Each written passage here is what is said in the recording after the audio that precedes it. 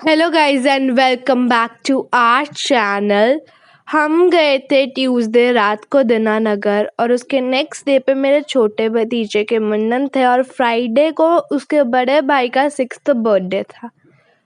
यहाँ पे सुबह के वक्त हम सारे फैमिली मेम्बर्स बैठ के हवन वगैरह देख रहे थे और भाभी और भैया दोनों मिलके हवन और बाकी रिचुअल्स कर रहे थे जैसे जैसे पंडित जी कह रहे थे। उसके बाद उसके सिर के जितने भी बाल थे वो पंडित जी ने काटने शुरू किए थे और अलोंग विद दैट उसका फोटो शूट भी हो रहा था। वो उस वक्त बहुत ज़्यादा रो रहा था और उसके बाद भाभी ले गए थे उसको नहवाने के लिए और आके उसने नए कपड़े डाले थे। उसके बाद पंडित जी ने उसके सिर के ऊपर पिंक कलर की पगड़ी डाल दी थी और हमें बाहर से शोर आने लग पड़ा था, तो हमें पता चला कि बाहर बैंड वाले आ गए। तो हम डांस करते हुए मंदिर चल गए थे पास में ही घर के और रात के वक्त हमने फिर पार्टी की थी। अगले दिन हम गए थे गुरदासपुर रात के वक्त और होटल का इंटीरियर बहुत अच्छा था और वैसे अगर बताऊं तो ठंड बहुत ज़्यादा थी, आमने सामने भी दिख नहीं रहा था। और उसके बाद हमने हर जगह को ऑब्जर्व किया था और बहुत अच्छी अच्छी पेंटिंग्स हर जगह पे बनी हुई थी और इस एरिया में हम बैठे हुए थे, बहुत ज़्यादा कोजी था। और यहाँ पे हमने देखा तो मेरा छोटा भतीजे को तो मेरी भाभी उसको डांस करवा रही थी जिससे उसका फोटोशूट अच्छा हो along with some girls were also doing the same. और दूसरी साइड पे जब हमने देखा तो वहाँ पे छोटे बच्चे अपने पसंद के गाने लगवा के वहाँ पे डांस कर रहे थे और उनको देख के हमें भी बहुत ज़्यादा मज़ा आ रहा था।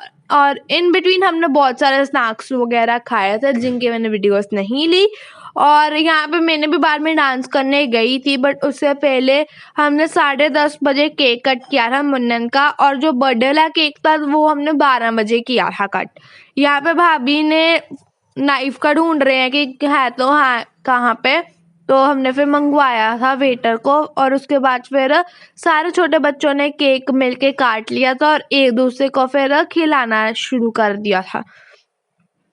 इसके बाद हम सारे चल गए थे डांस फ्लोर पे, हमने बहुत ज़्यादा मज़ा किया था और इन बिटवीन जिन लोगों ने जाना था उनने उनको मेरी भाभी को गिफ्ट्स दे के चल गए थे।